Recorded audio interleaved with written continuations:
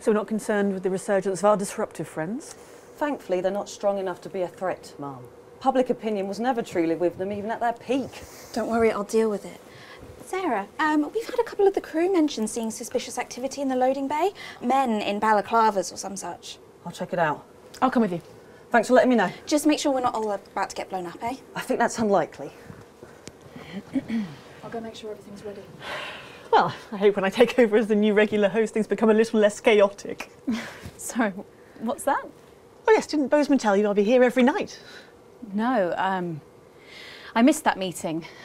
I was at an appointment. Oh, well, don't worry. It's not like you're being fired or anything. You'll be culture correspondent or some such. You'll be fine. Oh, please don't be upset. It's nothing personal. It's just good for the ratings, apparently. Of course, Prime Minister. 10 seconds. Jenny? I'm on it. Okay. Okay, we are going in 5, 4, 3. Welcome back to The Nightly Show, where I'm joined once again on the couch of chat by Prime Minister Julia Salisbury, who's agreed to answer some questions from the public. They're always my toughest critics, Megan. Indeed they are. So, first up tonight is a question from one of our elderly viewers, and she's on the line right now. Hello, can you hear me? Hello, Hello, what's your name and where do you live? I'm Florence from Stainsborough. Hi Florence, thank you for calling. You're on with Prime Minister Julia Salisbury. Do you have a question, Florence? Yes, I do have a question. Okay, would you like to ask that question now?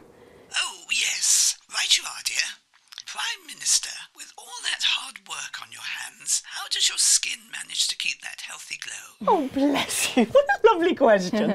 Oh, well, I suppose with my line of work, there's not a lot of time for a skincare regime, as I believe they call it. So I guess I've just got my mother and father to thank. I suppose I've just got lucky genes. Lucky jeans? Oh, that's what my Clint calls the denims he was wearing when we first, well, you know. Yep, thank you for that question, Florence. Your Clint sounds like a right one. Oh, he is. It'll be 44 years married this June, but he still finds the energy twice a week to give me a good... Thank you, Florence, thank you. I wish I could say the same at her age. Everyone needs a Clint, eh, Prime Minister? Or a Clara, perhaps. Megan?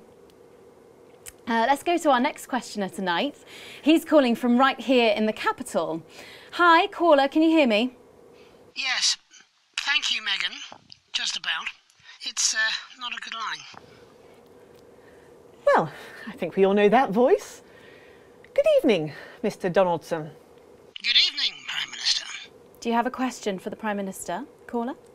Several, actually. Well, maybe it would be better if we tried to get a better line. I could have the station call you back. Don't worry. I've got a much better idea. What's going on?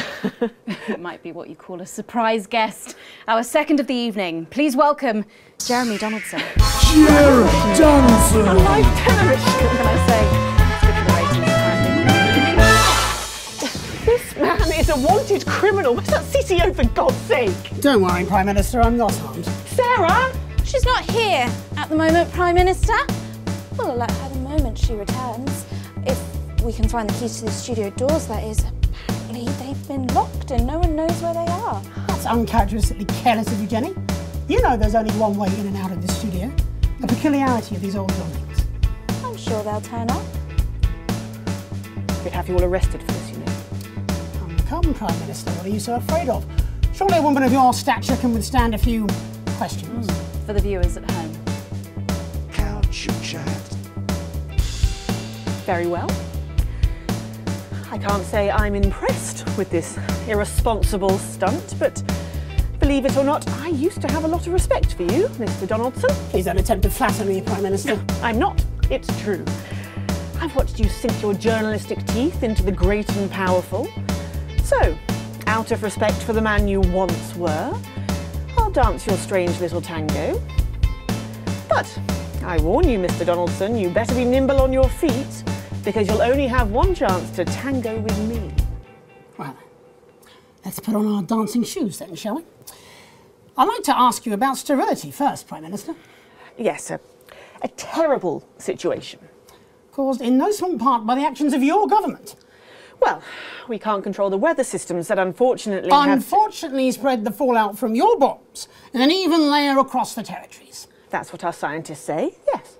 Stillbirths at an all-time high, along with babies being born with terminal birth defects, babies that your regime somewhat callously refer to as unviables. It's just a word, Mr. Donaldson. No need for conspiracy theories. If you say so. How many unviables have been born since Liberation Night, Prime Minister? Too many. Way too many. I mean, obviously I don't have the exact figures. Oh, I believe we do, Prime Minister. Yes, there have in fact been 2,581,280 unviable births since Liberation Night, according to official government figures. So, 14 million deaths on Liberation Night, and then another 2.5 million infant mortalities, assuming you actually managed to count them all, which, given the limits of bureaucracy, seems extremely unlikely. I'm sorry, is there a question? You made a decision one November evening 5 years ago, and as a result of that decision, 16.5 million people are dead. Prime Minister, do you have any regrets at all? Of course I do, Mr. Donaldson. I regret every grieving family, every life destroyed. I came into politics to help people. You came into politics to help people. In that case, Prime Minister, where did it all go so horribly wrong? Well, Mr. Donaldson, Miss Wolfe, I suppose this is where we all have to put on our grown-up trousers, isn't it? Please do not patronise our audience, Prime Minister. Why not? That's how they like to be treated. They want a government to keep them safe, happy, equal and free. That's our job, you see, to make a perfect circle out of that impossible square. And if we can do just that one impossible thing, then they don't ask a lot of questions. They're not like you two. They don't want to see how the magic trick's done. They just want to gasp at the miraculous effect. So it's the public's fault? So, it's no one's fault. It's just the way things are. You asked me where it all went wrong, but the ugly truth is it never did. I weighed the advantages of action and inaction, and I acted. And without making these tough choices, we would not be where we are today. I believe any decent leader would have done the same. Any decent leader? Have you forgotten how things were before the new future? The homelessness, the despair, the billions abandoned to a life of miserable poverty. That's a form of death too. It's just much, much slower and infinitely more pernicious. Any decent leader? Yes, any decent leader. Including Peter Clement? How dare you? Peter was my best friend.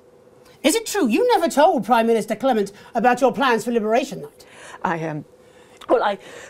In the weeks that followed, you fought with him repeatedly and passionately, didn't you? We've spoken to staff from Team HQ who claim to have overheard several private conversations?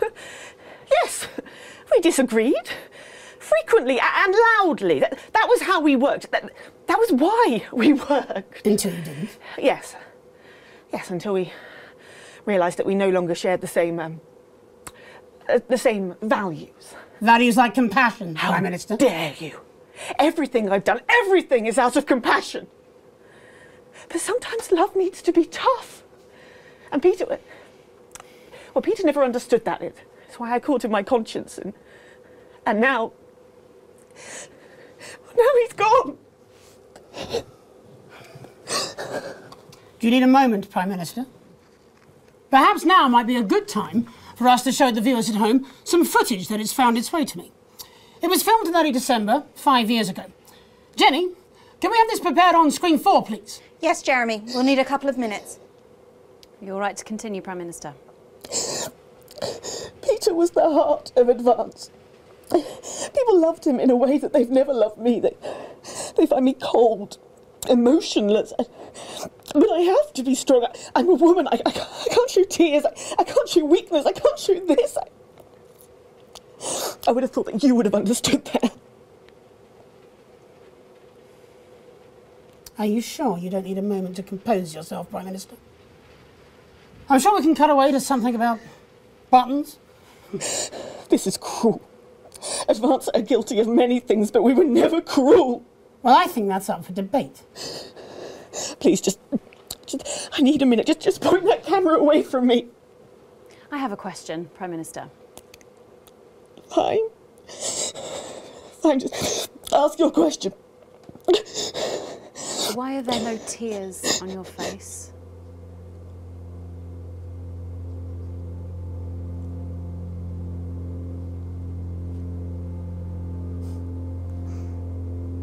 Oh, well played, Miss Wolfe. Well played. That would be the security services. They're here for Mr. Donaldson and to escort me safely out of the building. I very much imagine this will be the last broadcast any of you ever make. Jeremy, we have to get you out of here now. Except there's a small army directly outside the door, and I believe there's only one way in or out, due to a peculiarity in the design of these old buildings. She's played us. I can't go back. I can't go back to Betterment. And yet to Betterment you will surely go. Don't you worry, Jeremy, we won't let them take you. Oh, perhaps you'd like to join him. After all, aiding and abetting an escaped convict is, of course, a crime in itself. Leave them out of it. This was my idea. We're in! I surrender! There's no need for violence! I acted alone! There's no need to rest! Tango received, ma'am.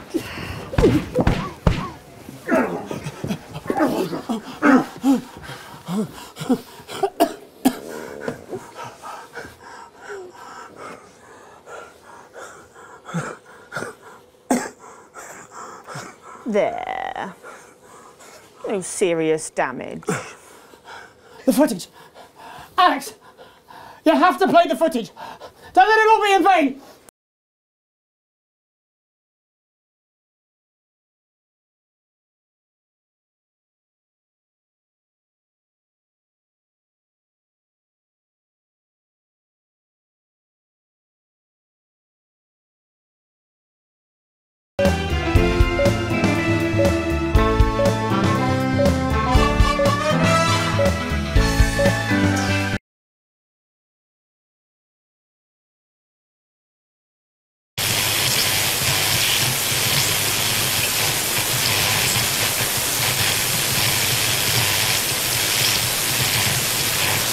Some they've had to witness tonight. Clearly his time on the run has affected Mr. Donaldson in ways that could be considered upsetting. We're going to be going to the adverts a little early tonight, but before we do, I want to say something to you all. If you have been disturbed by anything you've seen tonight, please make an appointment with your local cohesion centre, where experts will be there to advise and counsel you. And, of course, they have the power to prescribe. Please be reassured that Mr. Donaldson will be given the very best of care in what I'm sorry to say will probably be a long and arduous process of betterment. Maybe, one day, when he has completed his reformation, we may see him again in this very studio. This programme will be back tomorrow night, but to ensure that you always have access to the heart of government, I will be the new regular presenter, assisted of course by Megan Wolfe and her team of top reporters. I, for one, am pretty excited about it. The security services will examine the footage Mr. Donaldson claims to have acquired, and should it be in the public interest, we will, of course, release it. But not at 6:30 in the evening, and not on this show. There are proper channels for such sensationalism, and the nightly show is certainly not one of them. That's something Mr. Donaldson never understood. The news is a dangerous thing. It needs context. It's complex and multifaceted. And sometimes, not always, but sometimes, it's better not to know. My name is Julia Salisbury.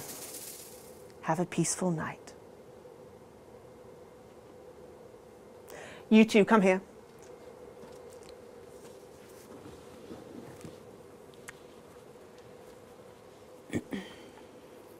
Please, don't arrest me. I need this job. I understand why you pulled this childish stunt. I can't say I wouldn't have done the same thing. For a friend. It won't happen again. No, it won't.